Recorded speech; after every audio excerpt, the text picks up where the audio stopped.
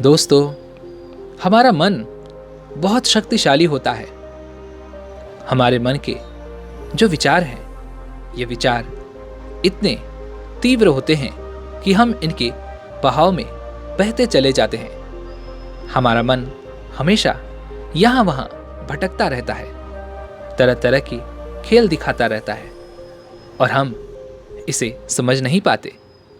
क्या आप भी अपने मन को समझना चाहते हैं, इसे नियंत्रित करना चाहते हैं?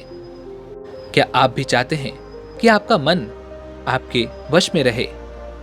तो आज की ये वीडियो अंत तक जरूर देखिएगा, क्योंकि आज हम ये जानने वाले हैं कि अपने मन को किस तरह से समझें, इसे किस तरह से रूपांतरित करें और इसे नियंत्रण में करने के लिए आज हम कुछ 6 तरीकों की बात भी करेंगे। तो सबसे पहले हम ये जानते हैं कि हमारे मन को किस तरह से समझा जाए। एक समय की बात है जब महात्मा बुद्ध के पास एक व्यक्ति दौड़ा दौड़ा चला आया। उन्हें प्रणाम करके वह व्यक्ति उनसे कहने लगा, हे बुद्ध, मैं अपने मन को समझना चाहता हूं, इसे काबू में करना चाहता हूं। इसके लिए मुझे क्या करना होगा? इस पर महात्मा बुद्ध मुस्कुराए और उस व्यक्ति से कहते हैं, मन पर काबू पाना इतना आसान नहीं है। इसके लिए तुम्हें कठोर अभ्यास करना होगा। वह व्यक्ति महात्मा बुद्ध से कहता है, हे बुद्ध, मुझे जो करना होगा मैं उसके लिए तैयार हूं, लेकिन आप मुझे ये बताइए कि मैं किस तरह से अपने मन को समझ सकता हूं, किस तरह से इस पर अपना नियंत्रण साध सकता हूं। इस पर महात्मा बुद्ध उस व्यक्ति से कहते हैं, भंते, मैं तुम्हें आज मन को नियंत्रण करने के लिए 6 चरण बताने वाला हूं, और यदि तुमने इन 6 चरणों को अपने जीवन में उतार लिया, कठोर अभ्यास किया, तो अवश्य ही तुम अपने मन को समझ पाओगे और उस पर नियंत्रण भी साध सकोगे। इस पर वह व्यक्ति महात्मा बुद्ध से कहता है, हे बुद्ध, पहला चरण क्या है? इस पर महात्मा बुद्ध मुस्कुराते हैं और उस व्यक्ति से कहते हैं, पहला चरण है अपने मन को समझना। इसके द्वारा हमें दिए गए लालच को समझना, हमारे मन के द्वारा दिए गए लालच को देख पाना। जो व्यक्ति अपने मन के द्वारा दिए गए लालच को देख पाता है, उन्हें समझ पाता है, वह उनसे मुक्त होना शुरू कर देता है। इस पर वह व्यक्ति महात्मा बुद्ध से कहता है, हे बुद्ध, पर हम अपने मन के दिए गए लालच को किस तरह से देख सकते हैं, इसे कैसे समझ सकते हैं?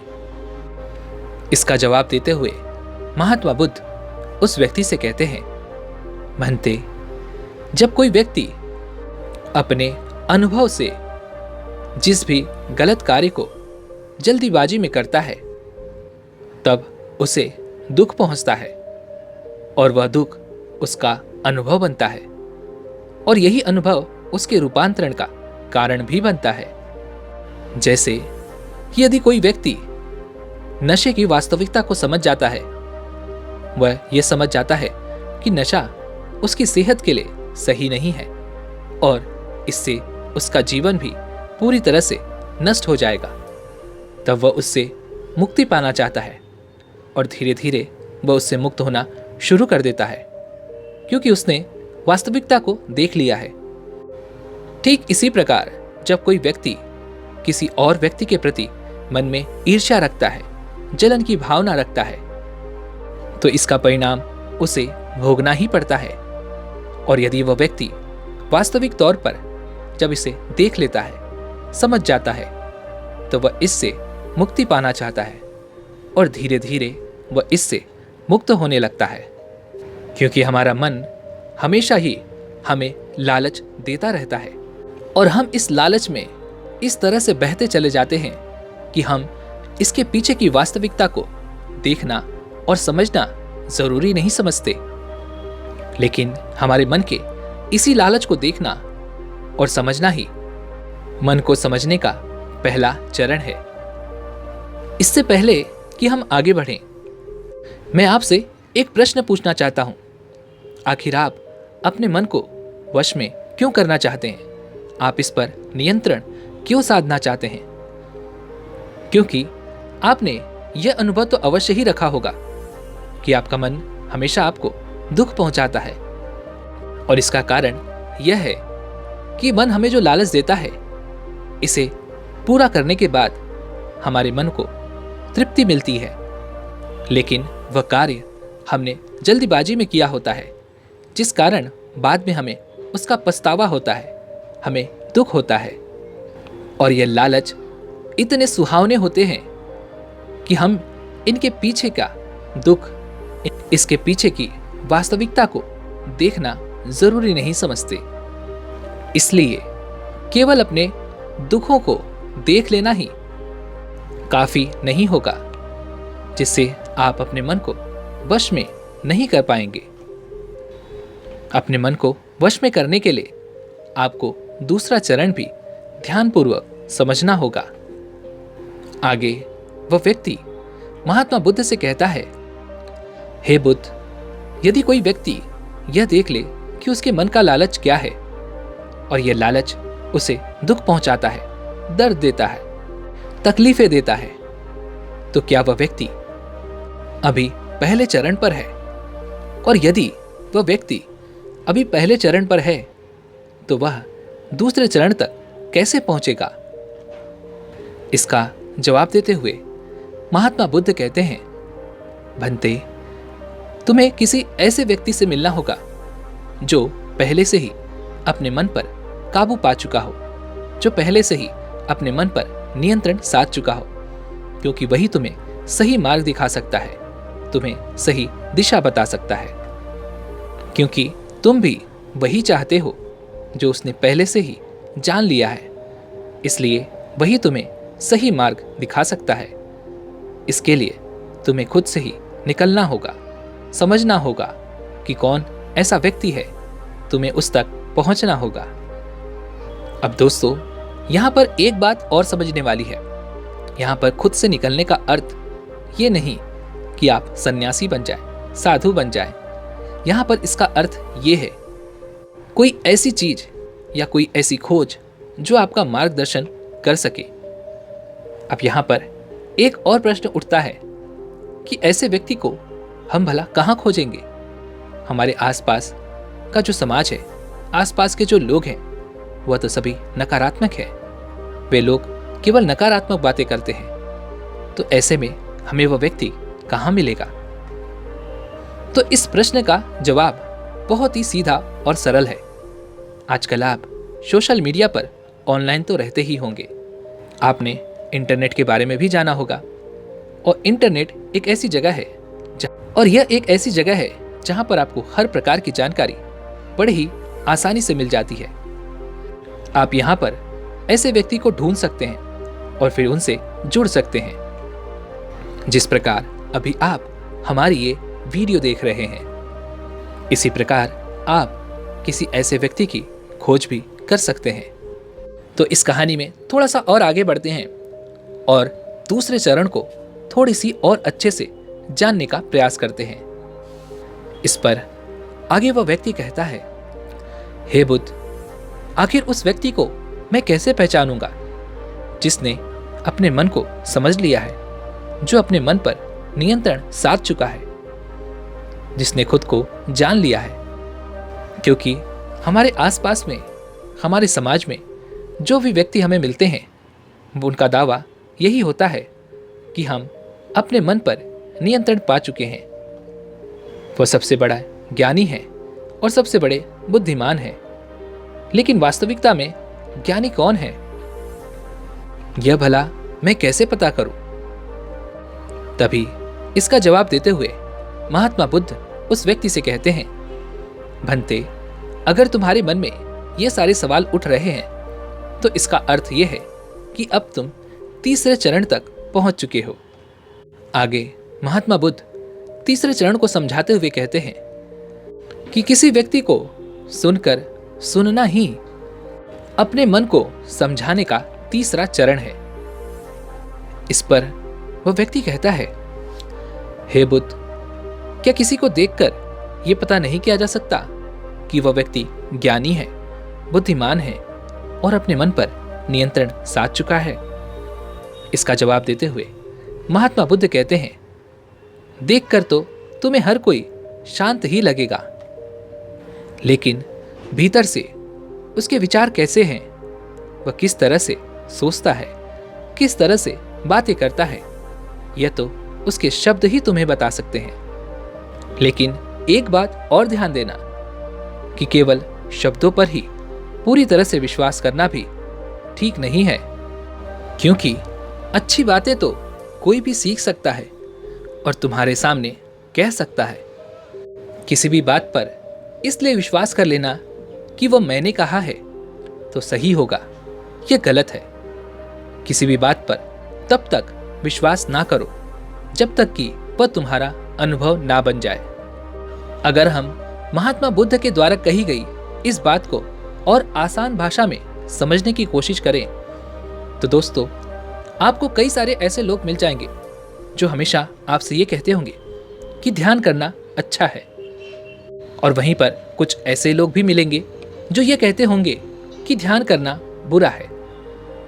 तो ये दोनों ही बातें गलत हैं, क्योंकि यदि आपके मन में इन्हें सुनने के बाद जल्दीबाजी उठती है, आपको लगता है कि तुरंत ही इसे शुरू कर देना चाहिए, तो यह गलत है।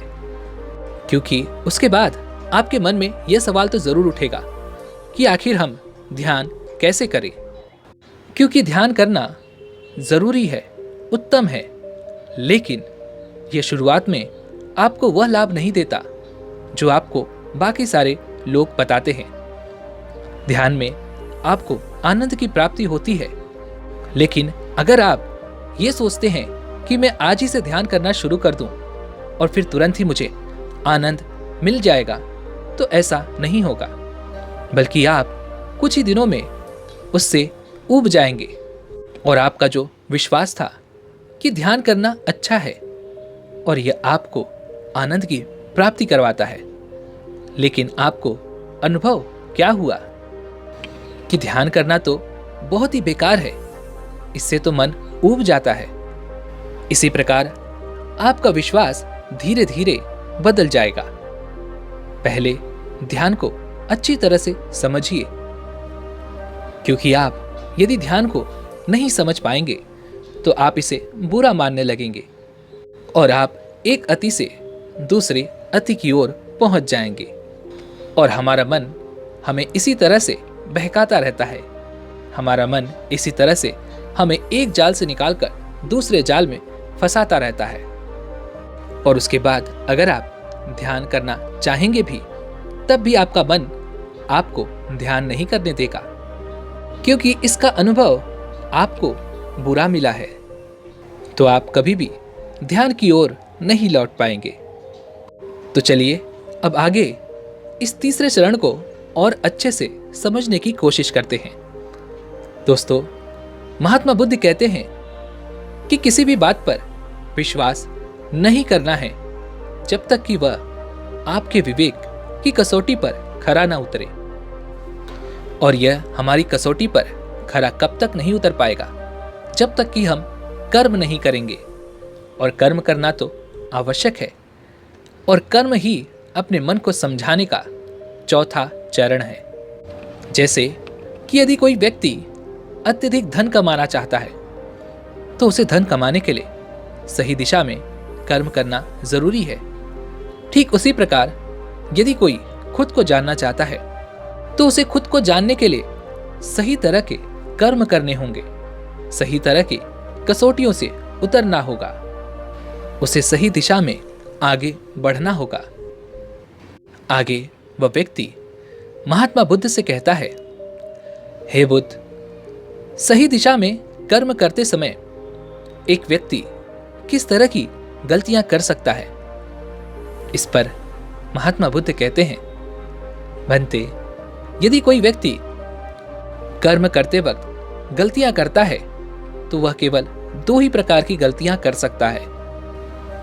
पहली गलती कि किसी भी कार्य को शुरू ना करना, और दूसरी गलती कि अपने हाथ में लिए हुए उस कार्य को अंजाम तक ना पहुंचाना।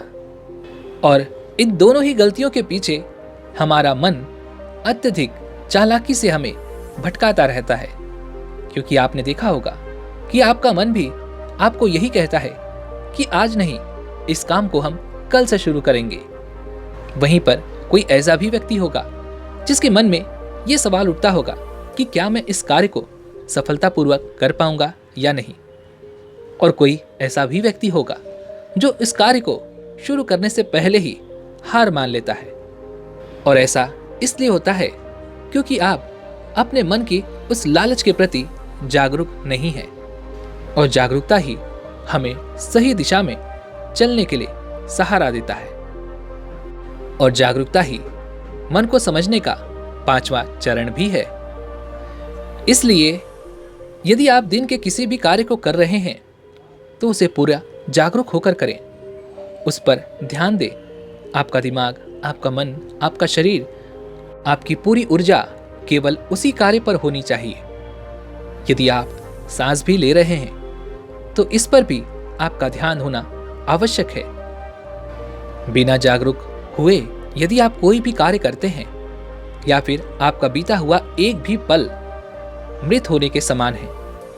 और आपको यह भी ध्यान रहे कि जागरूकता बिना ध्यान के संभव नहीं है। इस पर वह व्यक्ति महात्मा बुद्ध से कहता है, हे बुद्ध, मैं अपने जागरूकता के स्तर को किस तरह से बढ़ा सकता हूं? किस तरह से मैं पूरे दिन भर जागरूक रह सकता हूं? इस पर महात्मा बुद्ध कहते हैं, भंते, इसके लिए तुम्हें ध्यान करना होगा, और ध्यान ही वो 6ठा चरण है। यदि हम एक बार फिर से इन सभी चरणों को ध्यान से समझने की कोशिश करें तो पहला चरण, हमारा मन हमारे अंदर दुख के बीज बोता है। दूसरा, किसी ऐसे व्यक्ति की खोज जो हमारे मन से मुक्त कराने के लिए हमें मार्गदर्शन दे सके। तीसरा, सुनकर सुनना ही तीसरा चरण है। चौथा, सुने हुए को कार्य में लाना। और 5वां, जागरूकता के साथ अपने कार्यों पर ध्यान देना, जिससे आप मार्ग से भटके नहीं। और 6ठा, ध्यान। यदि हम इसे साधारण शब्दों में कहें तो ध्यान एक नाव की तरह है जिस पर आप बैठकर नदी को पार कर सकते हैं। लेकिन ध्यान तक पहुंचने के लिए उन 5 चरणों को भी अपने जीवन में आपको उतारना होगा, तभी आप सही से ध्यान कर पाएंगे और अपने मन को समझ पाएंगे। वैसे अभी आप कौन से चरण पर हैं, आप हमें बता सकते हैं। और दोस्तों, हर एक ज्ञानी व्यक्ति इन्हीं 6 चरणों से होकर गुजरता है। तो दोस्तों, उम्मीद है कि आपको आज ये तो जरूर समझ में आ चुका होगा कि आप अपने मन पर किस तरह से काबू पा सकते हैं, किस तरह से आप अपने मन के लालचों को समझ सकते हैं, देख सकते हैं और इन पर नियंत्रण पा सकते हैं। दोस्तों, उम्मीद है कि आप सभी को आज की ये वीडियो ज़रूर पसंद आई होगी। तो आज की इस वीडियो को लाइक और अपने दोस्तों के साथ शेयर करना ना भूलें। और दोस्तों, ऐसे ही हमें सपोर्ट करने के लिए चैनल को सब्सक्राइब और घंटी बटन को भी ज़रूर दबा दें। चलिए मिलते हैं ऐसे एक और वीडियो में, तब तक के लिए अपना ख्याल रखें। धन्यवाद।